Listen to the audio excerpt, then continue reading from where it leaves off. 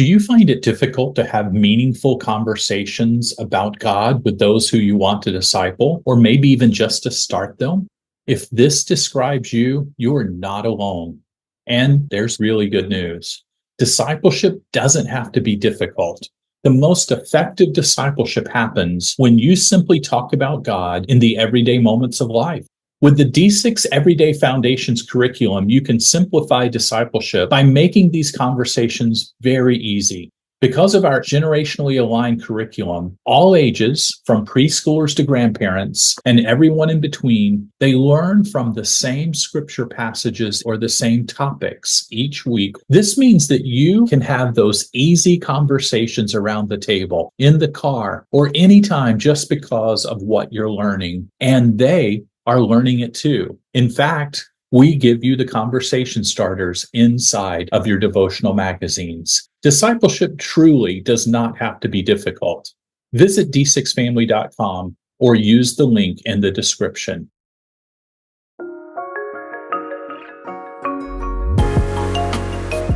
Welcome back to the D6 Family Ministry Podcast. We believe that discipleship should not be difficult, so we're here to help you connect the dots between the church and home.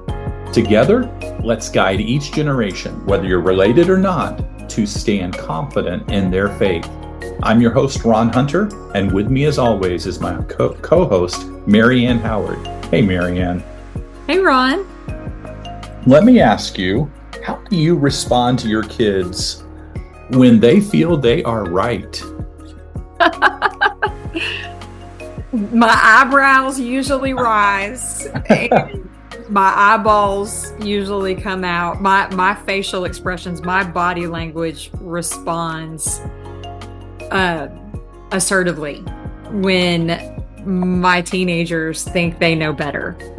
I'm working on that. And I would really love for our listeners to hear this brief quote from our guest, Patti Reed, today. Take a listen. I always say that humility is the glue in relationships. That's short, powerful, challenging. I think you have an indication of what you're about to hear. I love Patti because she's spent her life dedicated to something I feel like is the missing ingredient for most of our relationships with our kids, and that's good conversation. A few years ago, I wrote a chapter in a book in Recalibrate. I got to pick from all of them, and I chose conversation and moved on. But Patti has not moved on. She's dedicated all of her efforts to helping parents be better at conversation, and I appreciate how she does that. Let's listen in to her insights, because I think every one of us, I know I can, benefit from being a better conversationalist.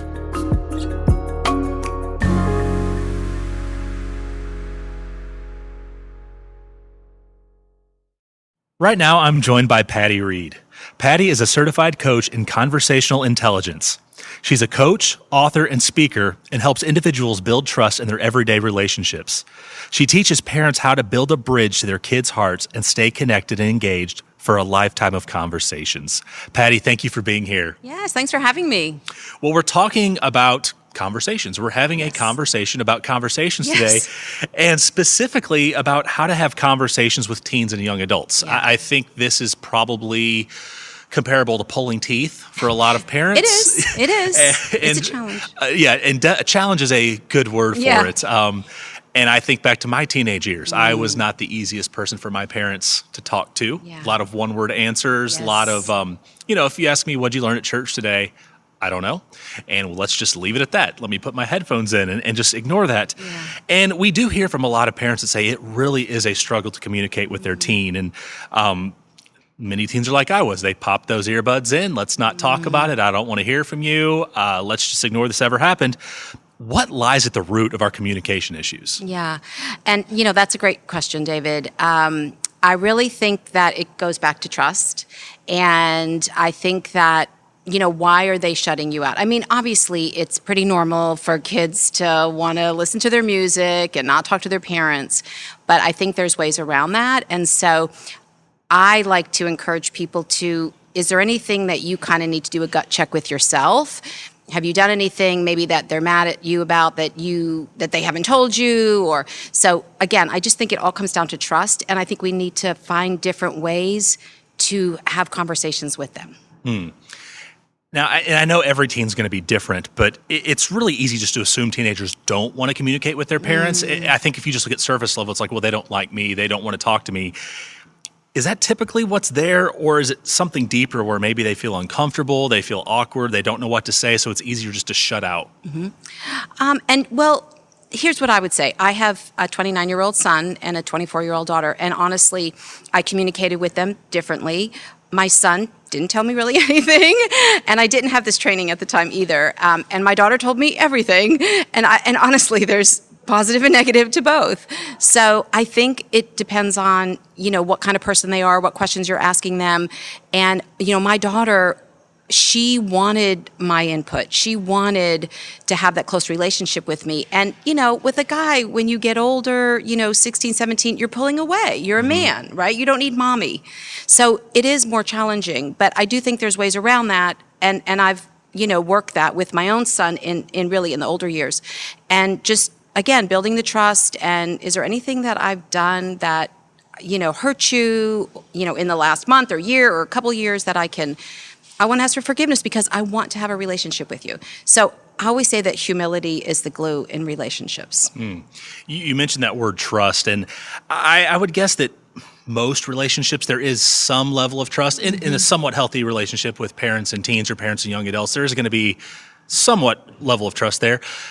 Are there things that parents can do to begin building more trust so that there is a little more openness? And I know that's tougher when teens get older and things like that, but what are some steps they can take to really start to kind of make that a little deeper? Yeah. And that's a really good question. And I would say I would like to begin with their voice. And obviously you have a very young child, but really listening to them. Okay. I mean, I think a lot of times maybe we don't want to hear what they have to say, or we're running out, or we're on our phone.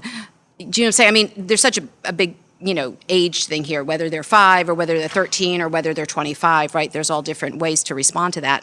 But I really think that we need to pay attention to, are we listening to them? Are we giving them eye contact? That is so important. I remember my son telling me, because I homeschooled my kids when they were younger, and we would practice social situations. And so I would say to him, we would practice, you're going to meet Mr. David today, and you're going to shake his hand, and you're going to look in his eyes. It shows you're paying attention. It says everything. And he has come back years later, and thank you so much for teaching me that. That really works. So I just think we need to pay attention. We need to listen to them and not be distracted by all the distractions we have in the world. And what you're saying is a little bit convicting, because even my 5-year-olds will say to me sometimes, Daddy, put down your phone and listen, or Daddy, put down your phone and watch this.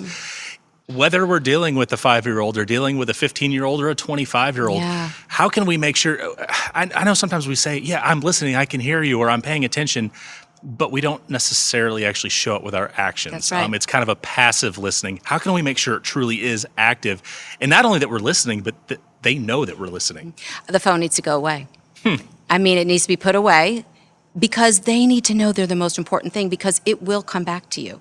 It will come back to you. We're planting good seeds or bad seeds in their life. And so putting that away, and really your body language says a lot too. I talk about this in some of my workshops and talks is, what is the tone that you're using, your facial expressions. I mean, I got in trouble for facial expressions all the time. And I remember asking God, you're going to have to change my facial expressions. I don't know how to do this, because it would make my son crazy because I would make facial expressions. Anyway, so the body language, the tone, the words we use, the way that we stand or sit, I mean, all that, we have to pay attention to those things, because in this day and age, we have something in our hand that constantly distracts us, and they're going to mimic us. Sorry.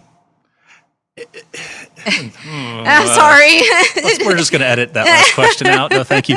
But I mean, on that topic, the phone is a relatively new phenomenon. My parents didn't have a cell phone, so that was not a thing. The phone was still glued to the wall, which there's people listening to this, they're going, what are you talking about? Like, we could not go more than 10 feet out of the kitchen with that phone. Do you get pushback from parents when they hear you say to put the phone away or put the phone down? Because some people, for them, they think that's their livelihood. I don't. Pushback doesn't bother me.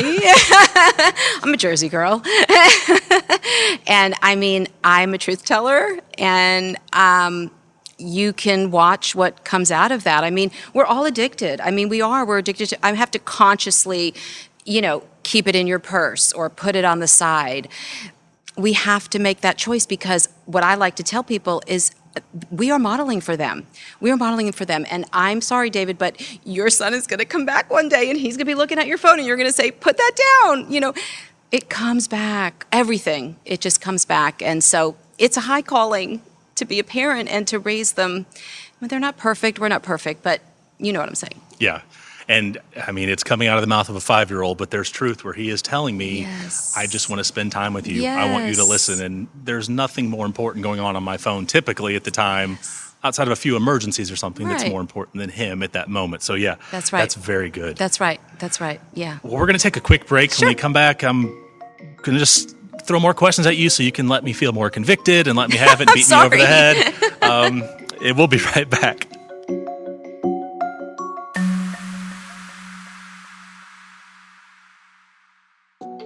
Let's face it, the reason why you're listening to this podcast is the daunting challenge of discipling the next generation. Many of us wonder if we're even equipped to lead young people in this faith journey. Discipleship is Leadership, the latest book from Dr. Rich Griffin, provides the tools and the insights you need to disciple children and youth in your home and ministry.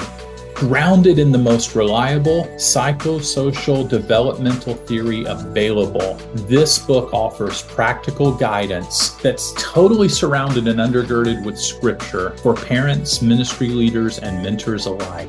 With real-life stories and biblical examples, Discipleship is Leadership simplifies the disciple-making process while empowering you to lead with confidence.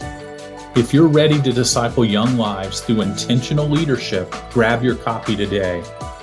To purchase or learn more about Discipleship is Leadership, follow the link in the description. We're back and we're talking to Patti Reed about how to have connecting conversations with your teens and young adults. Well, to kind of talk practically right now, what are some things parents can do to start moving toward impactful conversations with their teens? So I like to encourage parents, and I mentioned this earlier, obviously listening. We want to listen to build a bridge, not just listen to affirm, right? We want to hear what they're saying. And one of the ways we can do that is I like to teach something called double clicking that I learned from my mentor, Judith Glacier. And so when we're having a conversation, I like to, so let me back up a little bit. When we open up a file on a computer, we double click, right? Because we want to know what's inside there. So we want to do the same thing with phrases and words that you hear them saying.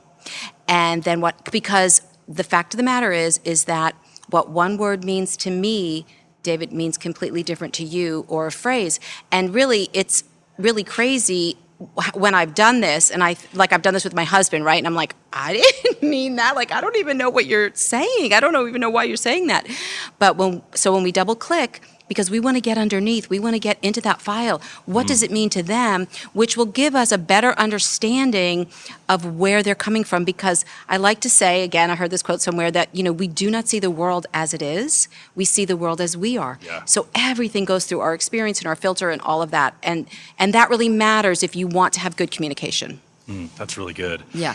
Well, I know that you've talked about the importance of calling out the greatness in your children, and it's so easy to focus on the negative, the do not, stop this, this is, you're going to get in trouble for this.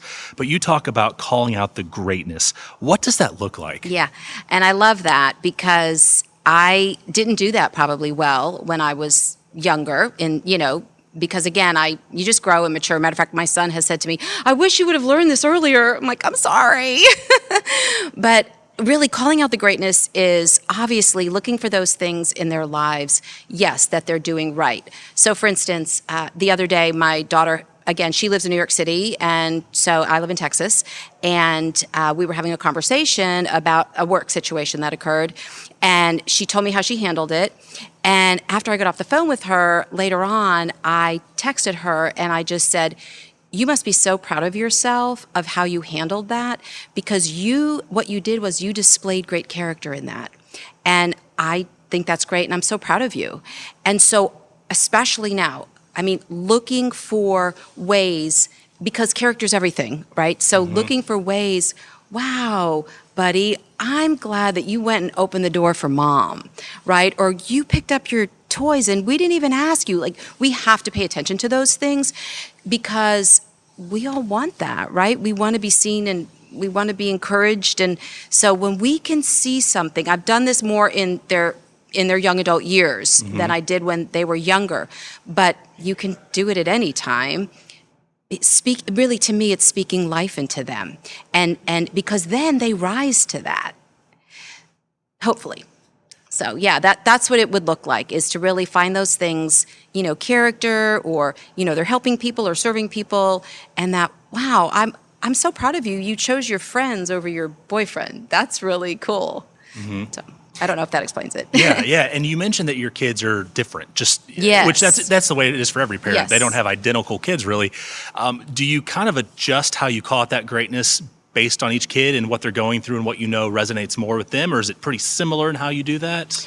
Well, there's the whole love language thing, right? For instance, words of encouragement. My husband's love language is words of encouragement. For me, it's quality time. That is last on my list. And he's always trying to encourage me, like, yes, I know you love me. Yes, right? So it's the same with our kids. I mean, they do have their ways of how they feel loved. But I would say now that, no, I definitely try to remember and see things that they do and encourage them in it. So I don't really see a difference now. Maybe when they were younger, but not right now. Okay. Yeah. And I love what you've said about that and what you've written about that, because since reading that, I've tried to apply that, even with my son being 5. Yeah. Not so much performance-based, but saying things like you said, character, where thank you so much for sharing, where it'd be easy to kind of just say thank you or just kind of ignore it, but being more purposeful and intentional about calling that out. And it's nice to see that smile on his face when he recognizes that someone saw his kind action. Yes, and really naming that you're such a gentleman. So he's learning, this is what gentlemen do. They open the door, right? So whatever that is, calling that out for sure. Yeah. Well, once kids hit the young adult stage, the relationship changes a little bit. And maybe they're still living at home. Maybe they've gone away to college. Maybe they've started a family and they moved across the country. Yeah. Does the approach to conversation change as life stage changes? Probably. And again, they're different. They're all different. So where, against my daughter, again, probably more typical, and my son is probably more typical. I mean, there's guys that talk a lot, there's girls that don't talk, right? But I definitely have typical. And so some, like, my daughter wants to talk about everything, right? So I'm thinking, like she can go on and on about things, where my son is not as verbose, although very outgoing and very social. I think through what I might ask him, and maybe not elaborate on, like, for instance, he had a date last night. And so I texted him and said, how'd the date go? And he said, great.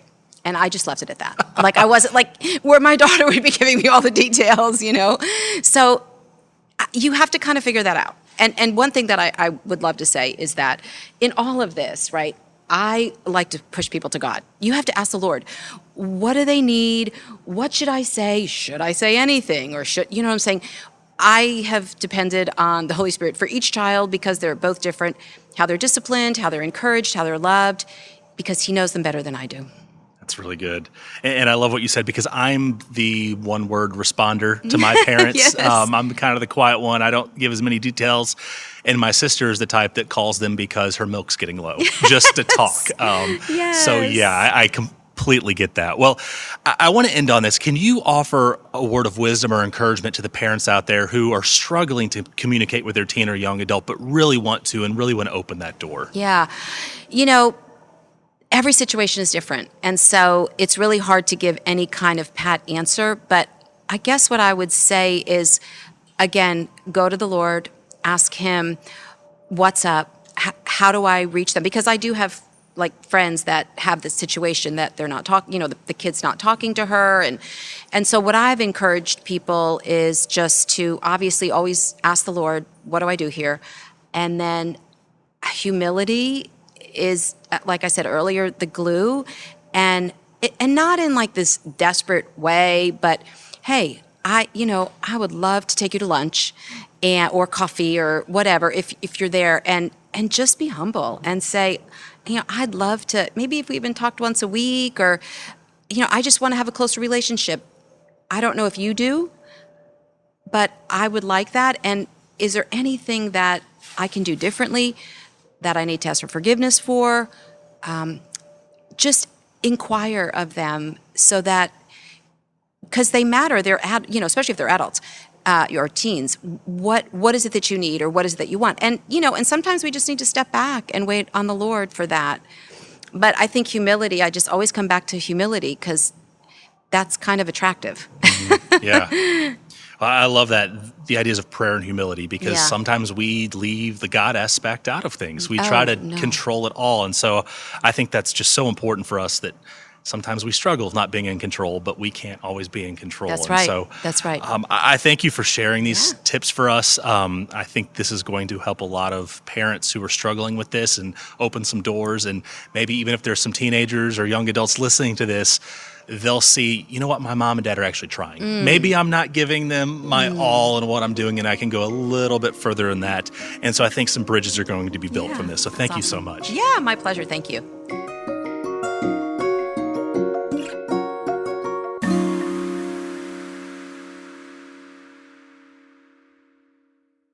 Ron, Patti Reed, how does she know me?